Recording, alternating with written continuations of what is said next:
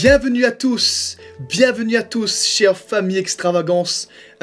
J'ai pour vous un message aujourd'hui qui me tient particulièrement à cœur. J'aimerais vous partager au sujet de la promesse du Père. Et pour cela, on va lire ensemble dans le livre des Actes, à partir du chapitre 1er au verset 3. Après qu'il eut souffert, il leur apparut vivant. Là, on parle de Jésus. Et leur en donna plusieurs preuves, se montrant à eux pendant 40 jours et parlant des choses qui concernent le royaume de Dieu. Comme il se trouvait avec eux, il leur recommanda de ne pas s'éloigner de Jérusalem, mais d'attendre ce que le Père avait promis. Ce que je vous ai annoncé, leur dit-il. Car Jean a baptisé d'eau, mais vous, dans peu de temps, dans peu de jours, vous serez baptisés du Saint-Esprit. Alors les apôtres réunis lui demandèrent, « Seigneur, est-ce en ce temps que tu rétabliras le royaume d'Israël ?» Il leur répondit, « Ce n'est pas à vous de connaître les temps ou les moments que le Père a fixés de sa propre autorité. Mais vous recevrez une puissance, le Saint-Esprit survenant sur vous, et vous serez mes témoins à Jérusalem, dans toute la Judée, dans la Samarie et jusqu'aux extrémités de la terre. » Et vous savez, juste pour faire un petit commentaire sur ce dernier passage, ici, Jésus leur demande d'attendre. Alors, je ne sais pas si vous réalisez, mais Jésus apparaît physiquement devant les disciples. Et il se met à les enseigner les choses du royaume. Ce que vous réalisez par Jésus lui-même, physiquement, ils se font enseigner sur les choses du royaume.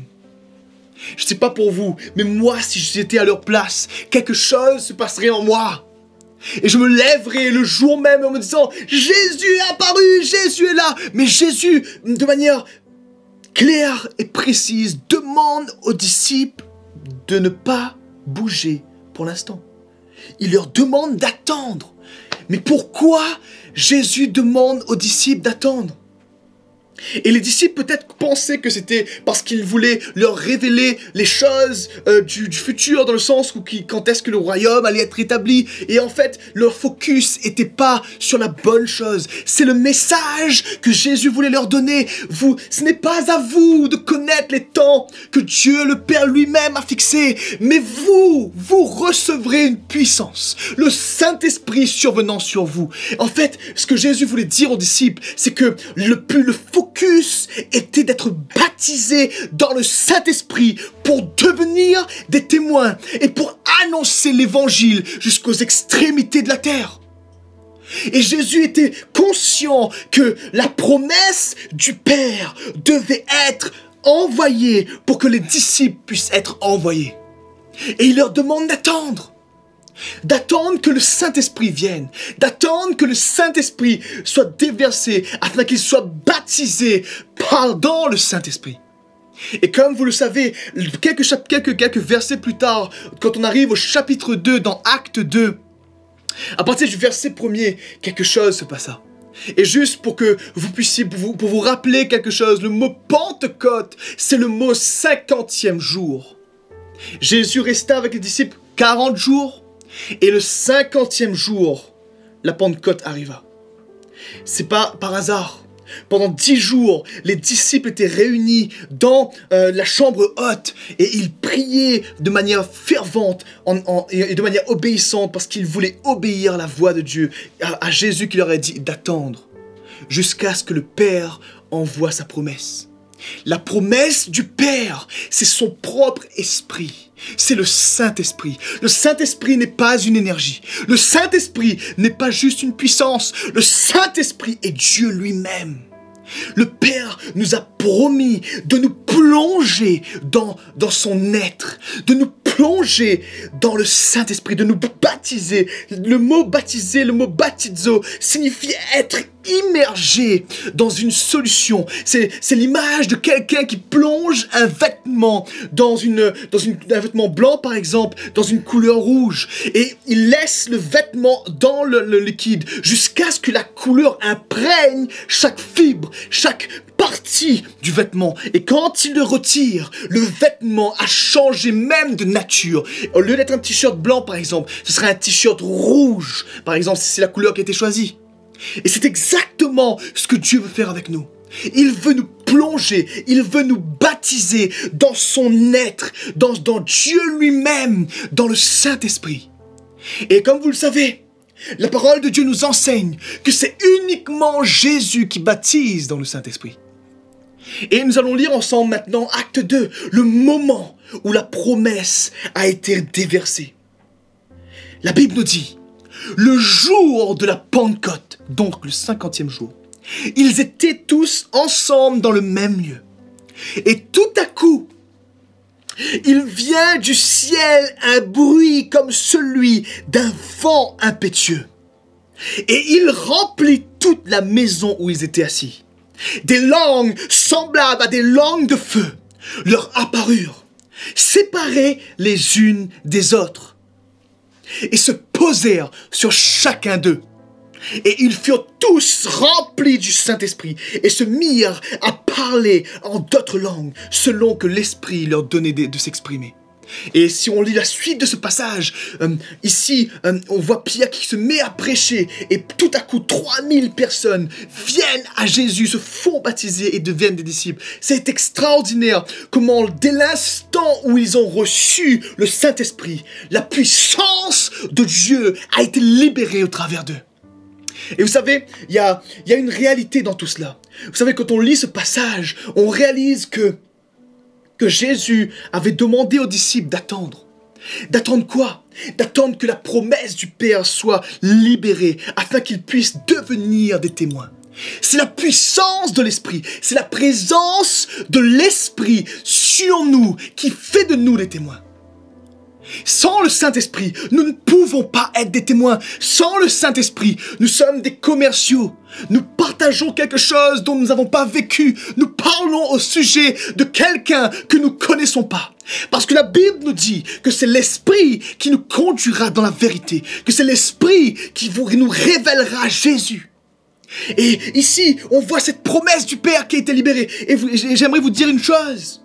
Ce n'est plus une promesse. C'est un fait.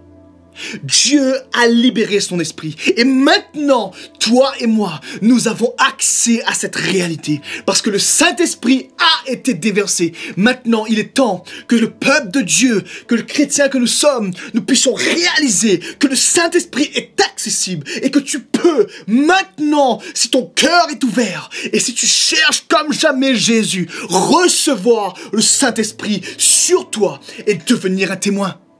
Et vous savez, j'aimerais juste ajouter quelque chose de très important. Peut-être par rapport à notre saison, par rapport au fait que certains peut-être ne peuvent pas bouger, ne peuvent pas sortir de chez eux. Il y a une réalité aussi dans le baptême du Saint-Esprit.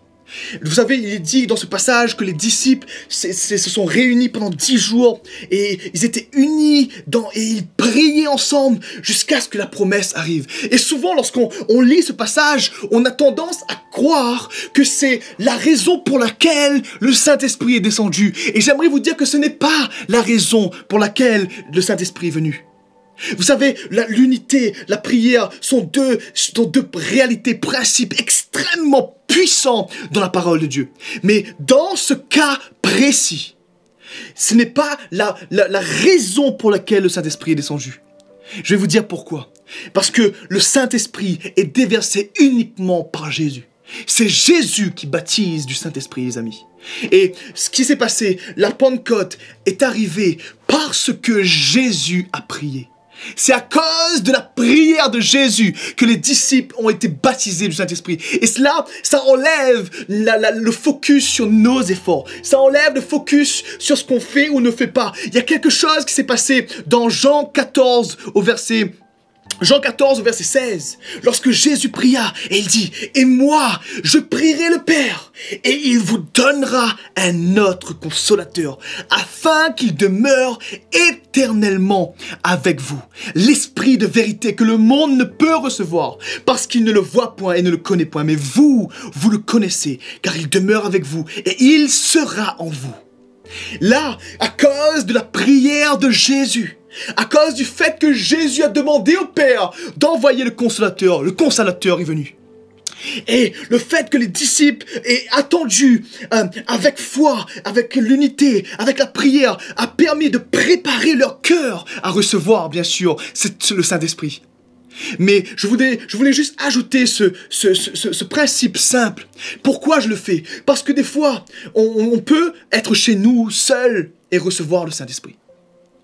On peut, vous savez, le Saint-Esprit ne descend pas sur un groupe uniquement. Parce que lorsqu'on lit dans Acte 2, il est dit que les flammes étaient séparées les unes des autres. Il y en avait une spécifique pour chacun. Le baptême du Saint-Esprit est personnel.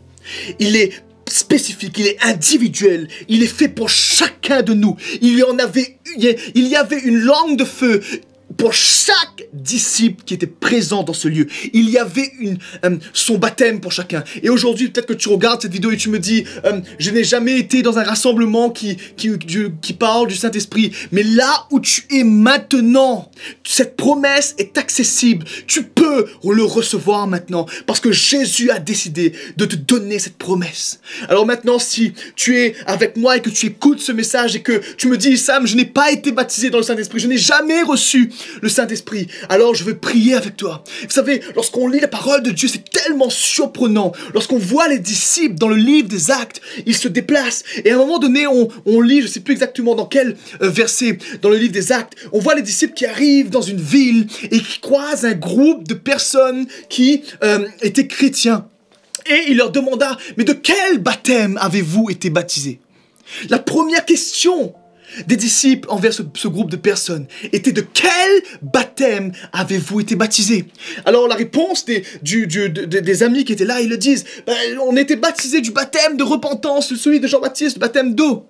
Et les disciples, immédiatement, ils s'arrêta dans leur mission. Immédiatement, il fit pause et il prit le temps de parler à ces personnes au sujet du baptême du Saint-Esprit. Cela parle du niveau d'importance qui est dans le cœur du Père, que nous puissions recevoir le Saint-Esprit. Ce n'est pas juste une option de la vie chrétienne. C'est une nécessité. Nous ne pouvons pas être des témoins sans le Saint-Esprit. Nous ne pouvons pas être des témoins sans avoir été baptisés dans le Saint-Esprit.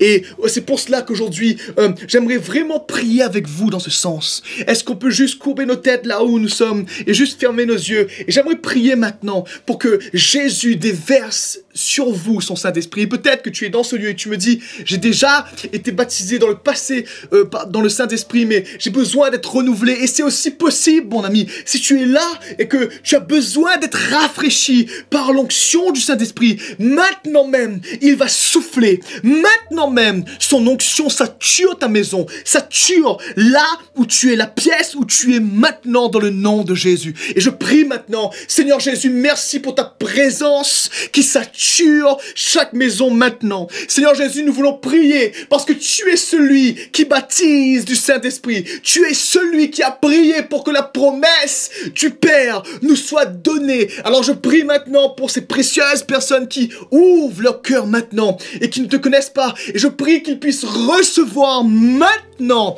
le baptême dans le Saint-Esprit. Et tout comme tes disciples ont prié pour que ces gens reçoivent le Saint-Esprit, maintenant je prie pour que ton peuple expérimente le baptême dans le Saint-Esprit, dans le nom puissant de Jésus-Christ. Que ton feu vienne maintenant et rafraîchisse ceux qui connaissent déjà et qui ont déjà été baptisés. Mais tu viens maintenant renouveler, tu viens maintenant les restaurer, Père, dans le nom de Jésus. Et je prie que nous puissions plus que jamais devenir des témoins de la réalité d'en haut, autour de nous, dans nos familles, dans le nom de Jésus-Christ. Amen. Que Dieu vous bénisse. Et j'ai hâte d'entendre les témoignages dans le futur. Que Dieu vous bénisse. Bye bye.